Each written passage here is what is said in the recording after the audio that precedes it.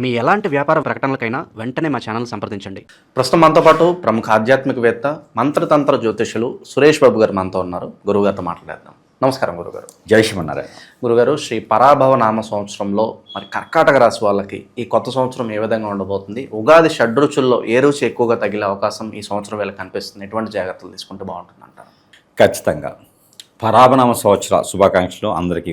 నూతన సంవత్సర శుభాకాంక్షలు మన తెలుగువారి సంవత్సరం అన్నమాట ఇది. దాంట్లోనూ ముందుగా కర్కాటక రాశి, ఈ ద్వాదశ రాశుల్లో ఒకటైనటువంటి కర్కాటక రాశి, ముందుగా వీరికి ఏంటంటే పంచాంగ శ్రవణ ప్రకారంగా గణితం అనేది ఎలా ఉంటుంది, ఈ గ్రహస్థితి ఈ సంవత్సరం మొత్తం కూడా ఎలా ఉంటుంది, ఏ స్థానంలో ఏ గ్రహం ఉంది దాన్ని పరిశీలన చేసి ఏ పవర్ ఎంతవరకు ఉందో చూసి దాని ప్రకారంగా గణితం అనేది ఒకటి ఉంటుంది. దాంట్లో లెక్క ప్రకారంగా వచ్చేసి ఆదాయం 2, వ్యయం 11, రాజ్యపూజ్యం 4, అవమానం 7 ఇది పరిగణనలో తీసుకోవచ్చు. అయితే ఇది అందరికీ వర్తిస్తుందా అంటే ఖచ్చితంగా వర్తిస్తుంది, కానీ కొంతమేర మాత్రమే అని చెప్పొచ్చు. ఇప్పుడే పుట్టినటువంటి బాలుడు 3 సంవత్సరాల లోపు ఉండేవాడికి ఆదాయంతోనూ వ్యయంతోనూ సంబంధం లేదు, కర్కట రాశిలోనే ఉంటాడు. అలానే 65 సంవత్సరాల ముసలివారు ఉంటే వారికి ఆదాయంతోనూ అవమానంతో సంబంధమే ఉంది. కాబట్టి ఇది అందరికీ వర్తిస్తుందా అనేది లేదు, ఓవరాల్గా ఉన్నటువంటి గ్రహస్థితి ప్రకారంగా మాత్రమే ఇది ఉంటుంది. ఇక ఇంకా ఏదైనా ఉంటే కనుక వ్యక్తిగత జాతకం అయితే చూపించుకుంటే ఇంకా వారికి సంబంధించినటువంటి వ్యక్తిగతంలో లోపాలు ఉన్నాయా, శాపాలు ఉన్నాయా, పాపాలు ఉన్నాయా, కర్మలు ఉన్నాయా, గ్రహాంతర్దశలు బాగలేవా చూసుకొని దాని దగ్గర పరిష్కార మార్గం అయితే చూయించుకోవచ్చు. ఇక ఎందుకంటే మన మీద నమ్మకంతో చాలామంది ఉంటారు.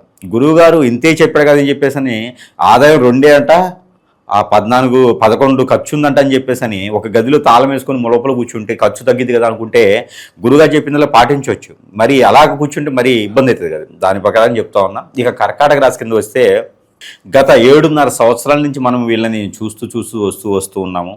ఏ పని చేద్దాం అనుకున్న ముందుకు వెళ్ళలేకపోవటం కావచ్చు, గ్రహాల యొక్క స్థితిగతులు కావచ్చు, మూలిగినెత్తిన తాటిగా పడ్డినట్టుగా ఇటు చూస్తే 11వ స్థానంలో గురువు ఉండటం, ఇది లాస్ట్ సంవత్సరం నుంచి కూడా గురువు ఉండటం.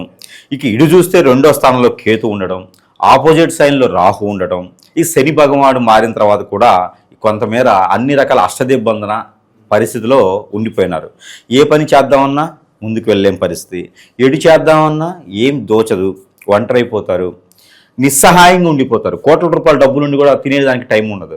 కానీ సాయంత్రాన్ని చూసుకుంటే ఏముండదు, లాస్ట్ తప్పితే. కాబట్టి దీనికి తగ్గట్టుగా మరొకటి, వీరు ఈ రకంగా ఏడుస్తూ ఉంటే ఎవడో వస్తాడు, దీనిలో పెట్టుబడి పెట్టండి అండి బాగుంటుంది అంటాడు, ఆ పని చేయండి ఇంకా బాగుంటుంది అంటాడు. ఆ ఉన్న కారు పోతుంది, ఈ పని పోతుంది, ఒంటి మేము బట్టలు మిగులుతాయి. కాబట్టి ఎదుటి వాళ్ళ మాటలు నమ్మటం, ఎందుకంటే వీరే కన్ఫ్యూజన్లో ఉన్నారు. ప్రజెంట్ గ్రహస్థితి వీరికి ఇట్లా ఉంది కాబట్టి వీరే కన్ఫ్యూజన్లో ఉండేసి చేసుకునే పరిస్థితి మనకి 2025 సంవత్సరం వరకు కూడా వీరికి కనిపిస్తూ ఉంది. చిన్నగా 2026 సంవత్సరానికి వచ్చేసారు. ఇక భార్యాభర్తల మధ్యన విభేదాలు, తగాదాలు, కోర్టు వ్యవహారాలు, ఇవన్నీ కూడా ఫైనాన్స్ సంబంధించినటువంటి విషయాలు ఏమైనా ఉంటే, ఎవరికైనా అప్పు ఇచ్చి ఉంటే కనుక ఖచ్చితంగా అవి వచ్చేటువంటి ఆలోచన లేదు.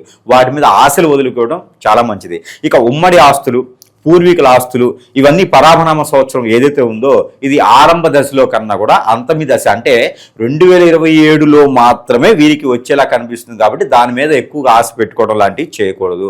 మనవరాలు పుడితే మా తాత ఆస్తిస్తా అన్నాడు, మా పిల్లలు పుడితే మా తాత మా ఆస్తిస్తానన్నది అనేది అవన్నీ కూడా బోగస్ మాటలు, నమ్మేలా అయితే లేదు.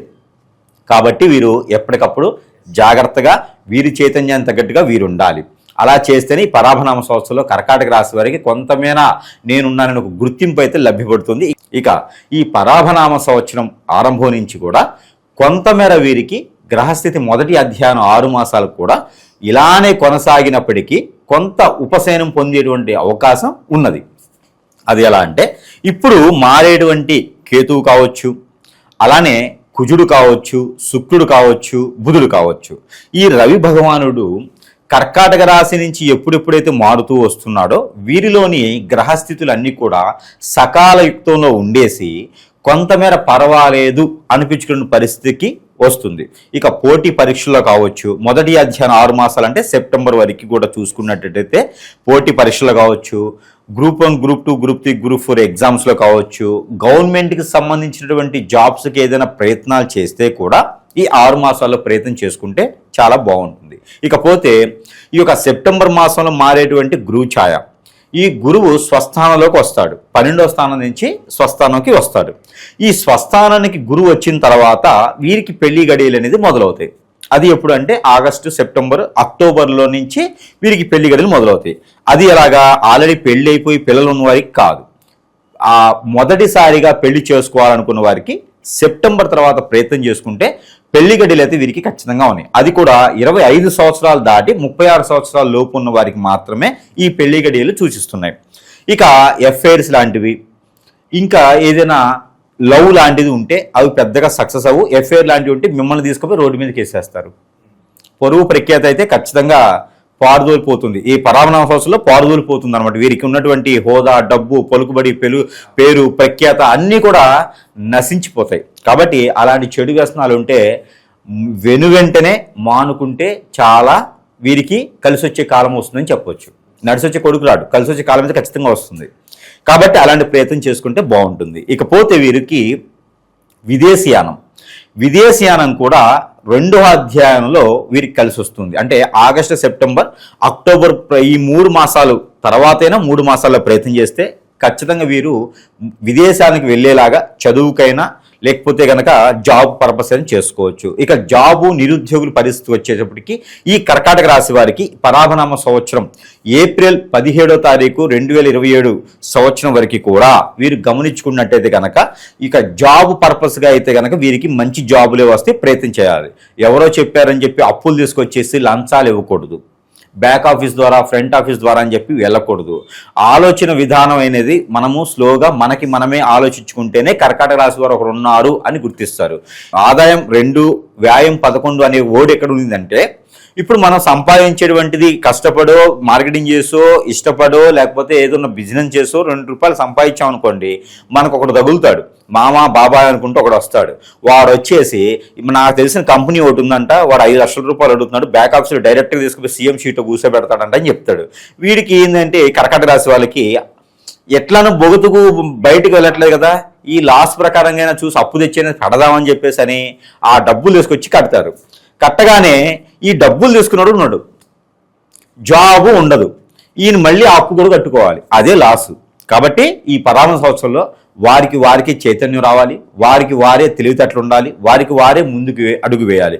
ఇంకొకరు నమ్మారు అంటే మాత్రం నెత్తిన వేసుకోవడం గుడ్డ కూడా ఉండదు. కాబట్టి చాలా జాగ్రత్తగా ఉంటే కనుక బాగుంటుంది. ఇక కొత్తగా ఏదైనా వ్యాపారం చేయాలి అనుకుంటే కనుక ఇక ఇనుము, ఇటుక, ఇసుక, కన్స్ట్రక్షన్, రియల్ ఎస్టేటు, రైతులుగా కూడా వీరు పరిగణనలు తీసుకొని చేసుకోవచ్చు. గ్రహాల యొక్క స్థితిగతులన్నీ కూడా వీరికి సానుకూలంగానే మారుతున్నాయి. ఇక వీరికి పనికిరానటువంటి, అంటే వీరి మీద చెడు దృష్టితో ఉన్నటువంటి గ్రహాలు ఏమైనా ఉన్నాయంటే కనుక మొదటి అధ్యాయంలో గురువు, బుధుడు, అలానే రవి భగవానుడు, వీరితో పాటు కేతువు, ఇవన్నీ కూడా వీరికి కొంతమేర అశుభ దృష్టితో ఉన్నాయి. వీరికి శుక్రుడు ఒకటి బాగున్నాడు, రవి ఒకటి పర్వాలేదు మధ్యస్థగా కనిపిస్తున్నాడు. ఇక కేతు గ్రహం కన్నా కూడా రాహు గ్రహం కొంచెం బెటర్గా ఉంది అని చెప్పుకోవచ్చు. ఇక కుజ గ్రహం కూడా వీరి మీద కొంతమేర బాగానే చూపిస్తుంది, శుభదృష్టి ఉంది అని చెప్పుకోవచ్చు. ఇక గురుగారు, విశేషంగా ఈ సంవత్సరం అంతా కూడా మరి వీళ్ళకి కలిసి రావాలంటే ఎటువంటి పరిహారాలు చేస్తే బాగుంటుంది? పరిహారాల కన్నా కూడా ముందు వీరికి కలిసి వచ్చేటువంటి కలర్, కర్కాటక రాశి కాబట్టి black and white and coffee colour వీరికి అద్భుతంగా కలిసి వస్తుంది. స్కై బ్లూ కలర్ కూడా వీరికి అద్భుతంగా ఉంటుంది. మిల్కీ పింక్ కూడా వీరికి చాలా అద్భుతంగా ఉంటుంది. కాబట్టి ఆ మేర వీరు అలాంటి కలర్స్ వేసుకుంటే వీరికి ఉన్నటువంటి హార్మోన్ ఇన్బ్యాలెన్స్, ఈ సంవత్సరం మొత్తం కూడా వీరికి హార్మోన్ ఇన్బ్యాలెన్స్, ఆయాసం, రొప్పు, ఎసిడిటీ, ఒబెసిటీ ఇలాంటి ప్రాబ్లమ్స్ వస్తాయి అన్నమాట. గ్రహరీత్యా చూసినప్పుడు శని భగవానుడు వీరికి కొంచెం నీచలో కనిపిస్తున్నారు ఆరోగ్య స్థితి ప్రకారంగా. కాబట్టి వీరికి అలాంటి జబ్బులు, రోగాలు వచ్చేటువంటి అవకాశం ఉంది. కాబట్టి వాటి మీద ప్రికాషన్స్ తీసుకోవాలి ఖచ్చితంగా వీరు. అందుకే ఇలాంటి కలర్స్ అయితే వీరికి సూటబుల్గా ఉంటాయి. ఇకపోతే వీరికి లక్కీ నెంబర్ 4 and 6 బాగుంటుంది. వీరికి లక్కీ నెంబర్గా ఏమైనా కావాలనుకున్నా, ఏదైనా ఇల్లుగానే తీసుకోవాలనుకున్నా కూడా ఈ 4 and 6 నెంబర్ని వీరు పరిగణలో తీసుకోవచ్చు. అలానే కలిసి వచ్చే వారం కూడా వీరికి మంగళవారం ఒకటి, బుధవారం ఒకటి, 2 వారాలు కూడా వీరికి అద్భుతంగా ఉంటే ఏదైనా పనికి వచ్చేటి పని, డబ్బులు వచ్చేటి పని, జాబ్ పర్పస్, ఇంటర్వ్యూస్ పర్పస్ ఇంకేమైనా ఉంటే కూడా ఈ 2 వారాలు చూసుకున్నట్టయితే కనుక వీరికి అద్భుతంగా ఉంటుంది. ఇక దేవుని అనుగ్రహం కావాలి, దేవుని ఆరాధన కావాలి. వీరికి దేవుని ఆరాధన కావాలి అంటే కనుక దత్తాత్రేయ స్వామివారికి లేదా వినాయక స్వామివారికి లేదా సాయిబాబా ఆలయంలో కనుక వీరు 5 నారికేలను సమర్పించాలి. ప్రతి 3 మాసాలకు ఒక్కసారి అయినా సరే, లేదా అమావాస్య ముందు, పౌర్ణమి ముందైనా సమర్పించుకోవచ్చు. మాసానికి ఒక్కసారి అయినా సమర్పించుకుంటే 5 కొబ్బరికాయలు దాంట్లో నుంచి మళ్ళీ చెప్పలు తెచ్చుకోకూడదు. ఆ 10 చెప్పలు కూడా అక్కడే వదిలివేయాలి. అలాంటి పరిహారాలు చేసుకుంటే వీరికి అద్భుతంగా ఉంటుంది. ఇంకా రావి చెట్టు దగ్గర దీపారాధన చేసుకోవడం, లేదా మేడి చెట్టు దగ్గర దీపారాధన చేసుకున్నట్టయితే కనుక వీరికి కలలు రావడం కానీ, ఆరోగ్య హార్మోన్ ఇంబ్యాలెన్స్ రావడం కానీ, ఇంకేదైనా ఆర్థికంగా కలిసి రావాలన్నా కూడా గురువారం రోజున మేడి చెట్టు కింద దీపారాధన చేసుకుంటే చాలా బాగుంటుంది. మట్టి ప్రమిదలో 2 ఒత్తులేసి ఆవు నెయ్యితో కానీ, కోకోనట్ ఆయిల్తో కానీ దీపారాధన చేసుకోవాలి. ఆర్థికంగా బాగా ఎదుగుదల వస్తుంది. వీరికి ఇంట్లో వాస్తు దోషాలు ఉన్నా, అలానే వీరికి బాడీ లేదన్నా హిప్నటిజం, బ్లాక్ మ్యాజిక్, చెడు క్రియలు జరిగి ముందుకు వెళ్ళలేకపోతున్నా కూడా ఈ దీపారాధన చాలా తోడ్పడుతుంది వీరికి జీవితకాలం కూడా. ఇంక ఇలాంటి పరిహారాలు చేసుకుంటే సంవత్సరం మొత్తం కూడా అద్భుతంగా ఉంటుంది. వీరికి వీరే చేసుకోవాల్సిన పరిహారాలు ఒకటి ఉన్నది. అది ఏంటంటే పటిక ఉంటుంది, తెల్లగా ఉంటుంది, మనకి ఇంటి కట్టుకునే పటిక. ఆ పటిక తీసుకొని ప్రతి వారంకి ఒకసారైనా, 15 ఒకసారి అయినా సరే తనకి తానే దిష్టి తీసుకోవాలి. ఒక 20 గ్రాములు 50 గ్రాముల పటిక తీసుకొని తనకి తానే 7 సార్లు దిష్టి తీసుకొని ఎక్కడ పారేటి నీటిలో వేయాలి. ఇలాంటి పనులు చేస్తే ఖచ్చితంగా వీరికి ఆ గ్రహరీత్యా ఏది ఉన్నా కూడా కొంతమేర ఉపశమనం అయితే ఖచ్చితంగా లభ్యపడుతుంది. జీవితంలో ముందుకు వెళ్ళడానికి అయితే తొలి అడుగు ఈ యొక్క సంవత్సరం అని చెప్పుకోవచ్చు. ఈ కర్కాటక రాశి వారికి చెడు వ్యసనాలు వదిలేస్తే చాలా బాగుంటుంది. హోప్ఫుల్లీ కొత్త సంవత్సరం ఈ రాశి వాళ్ళందరికీ అమోఘంగా కలిసి రావాలని చెప్పి కోరుకుందాం గురుగారు. ధన్యవాదాలు.